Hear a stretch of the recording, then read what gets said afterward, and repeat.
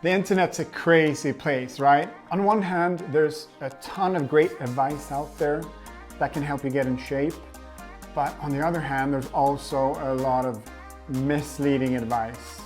And I would even call them terrible advice every once in a while. So today, I'm gonna look at a few TikTok videos and I'm gonna give you my thoughts on what's going on here.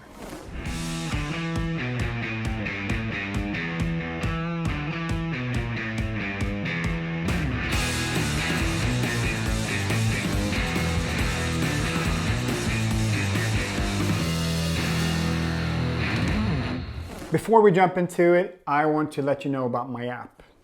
Have you tried the Magnus Method app? For as low as 27 cents per day, you can get access to all my programs, superhero programs and bodyweight programs that you can do at home. You'll also get a workout library by key body part. On top of that, you'll get a nutrition guide with healthy tips, grocery shopping lists, and a daily eating plan. The app allows you to track your progress and it streams to all devices. So what you're waiting for, join the Magnus family today. Let's get into it. Okay, here's an easy chest exercise. You can do to enhance those chest gains. Don't sleep on this exercise. It's super easy and you can do it anywhere. All you gotta do is get your palms, put them together like this, and press as hard as you can. Go for 4 sets of 20 reps. And then after the 4 sets, you wanna go side to side a total of 20 times to finish it off. Where do we start? This is a good example on that you can be in really good shape without being an expert. This guy's clearly, jacked, but there's no science that's going to back this up. He was probably tired after a chest session and posed in the mirror and felt like he got a really good pump in the chest. So, oh shit, this got to be a really, really good exercise. No, it's not a good exercise. It's, you might get a cramp, but no, not good advice. All right, next video.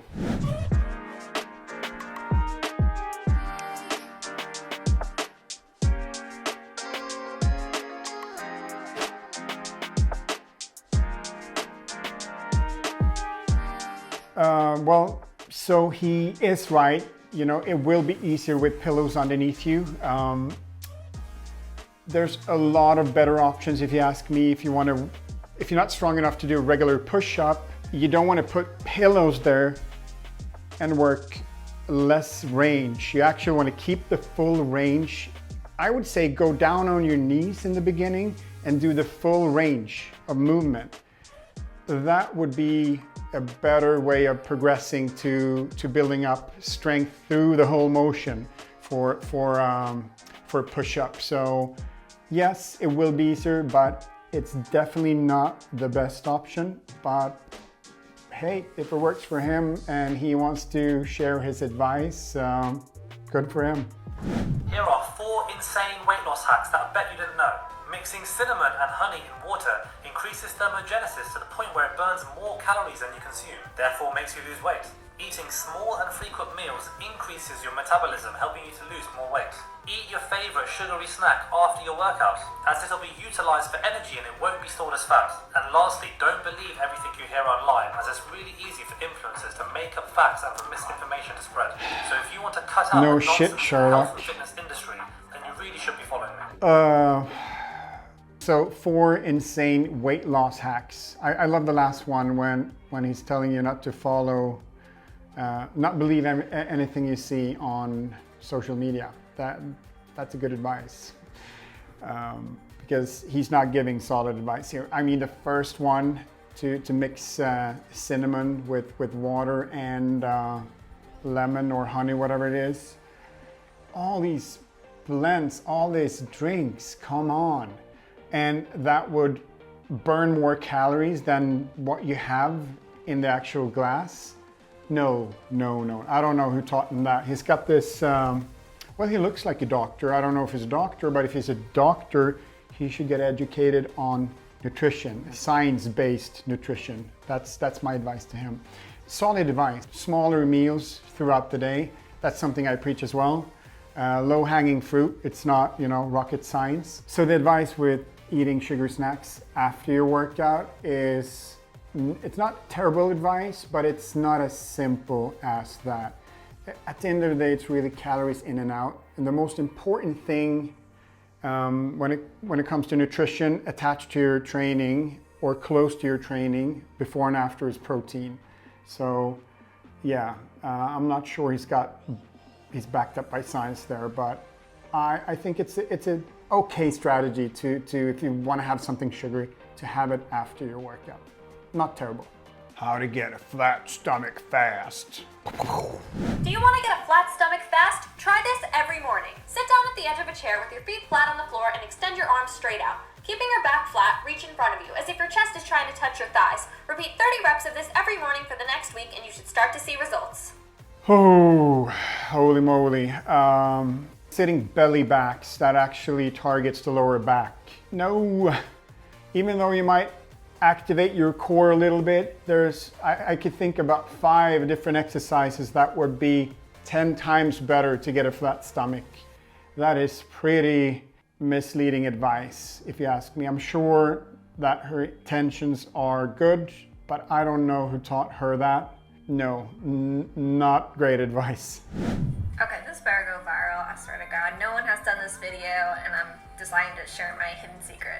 If you want abs, you know, you have abs, muscle, whatever, but you can't get rid of that pouch or the beer belly or whatever it is, and you can't get rid of it, this is my miracle trick I've been doing since high school. I have told my trainer about this and she swears by it like it's a miracle idea. So you know how you go to the gym, you do your workouts, you do your abs, it's usually in the morning, middle of the day, whatever it is. You're doing it wrong. Guys, do your abs before bed. For 8 hours when you sleep, you don't drink, you don't eat, meaning your stomach does not expand. So those muscles you just worked on work 10 times better than when you usually just eat right after a workout. It works. I swear to God, I get abs within a... No. I don't even know where to start. So you've been doing this since high school and your trainer agrees with you. Maybe get a new trainer and maybe not. Trust your own advice or come up with your own methods without being backed up by science. That would be my advice. This is BS. So basically you have 4 big muscle groups in the core. You got the core set of the stomach, the transversus, which is great to work if you want flat abs. You got the straight abdominis, the 6-pack. You got the obliques, the externus, internus that wraps around. You need to make sure to work all those on a regular basis to get the core you want. And the transverse muscle is really the key if you want your stomach to be more flat. My advice is to work your core whenever you have time. You can do it at night. I wouldn't do it before bed because you go into bed on an empty stomach, which means you're going to be in a catabolic state throughout the night, which is not going to help you to get, to build up your muscles. So no, do your core whenever time permits, and there's nothing about doing them at night that's going to help you.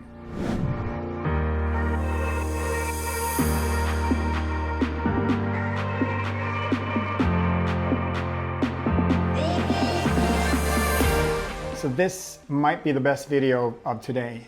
She's totally right, and I love how she's headbanging and rocking. Yeah, she's totally right. You can't spot reduce fat. This is some solid advice, and she's doing it while having fun. So I really, really like this video. This girl knows what she's talking about.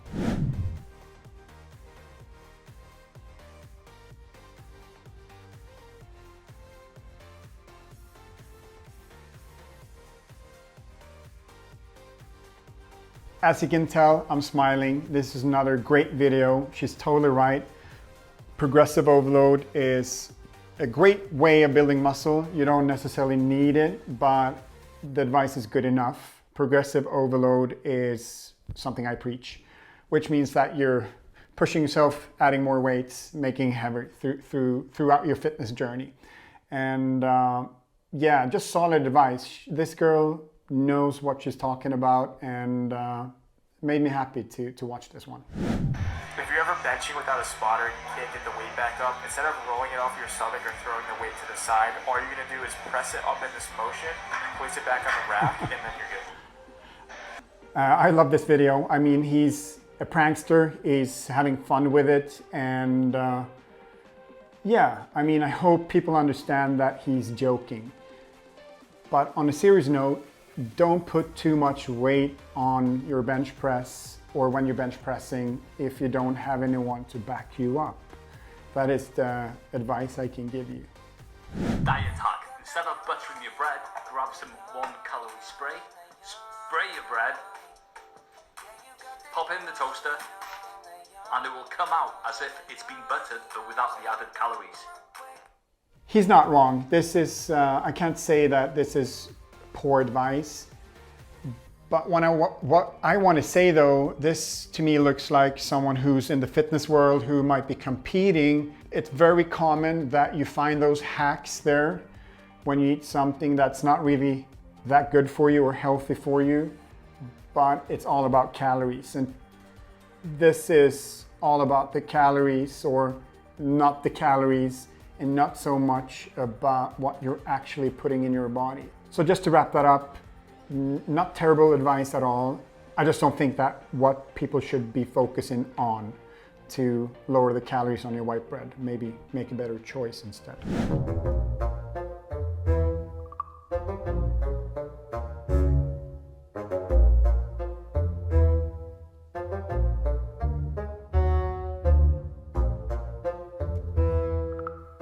Why would you put lemon in coffee to ruin that coffee and make it more acidic?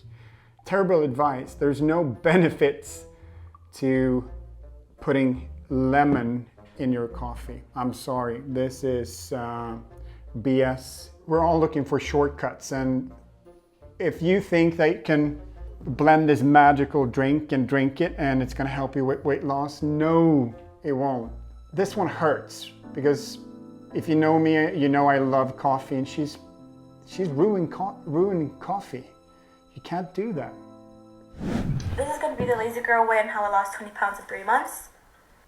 I was not consistent with the gym, nor was I eating right, nor counting calories. First step was I started being consistent with drinking water. I don't drink enough water, so I tried forcing myself to drink water after every meal or before every meal. In the morning, I would try to eat a healthy breakfast, such as boiled eggs, tuna, salad, yogurt with honey, cinnamon, avocado toast. And then throughout the day, I would eat whatever I want, but I ate small portions of it. If I knew it was going to be unhealthy, I ate a small portion of it. And if I knew it was going to be healthy, yeah, I was going to eat like a bigger chunk of it. Also, I didn't completely cut out junk food, but I would eat like half a bag of chips and then save the rest for tomorrow. And I used to go out to eat every single day, and I cut that to like 2 to 3 days out of the week. Part 2 is going to come up next. I like this. This is solid advice. She's not restricting herself of food. She's eating food that she likes. She's not eating it as often. She's eating less of the bad stuff. And yeah, when it comes to weight loss, it's not about going to the gym. She said she's not been consistent with her workouts. And you work out for longevity and to be healthy and to look good, obviously. But when it comes to weight loss, it's all about nutrition. And a lot of the things that she's saying resonates with me. I think that was a good video. Whew, that was interesting. It was fun. I was gonna say I'm not on TikTok as much as I should be, but after watching this, I don't think I need to be as much. Some of the tips were solid, and also a lot of misinformation that might mislead you, who can make you guys injured. The best thing is not to go to TikTok for your fitness advice. Try to make sure that you take advice from someone who's got the education, the experience, and who's got the track record to prove it. Just because you look good on Instagram doesn't make you an expert.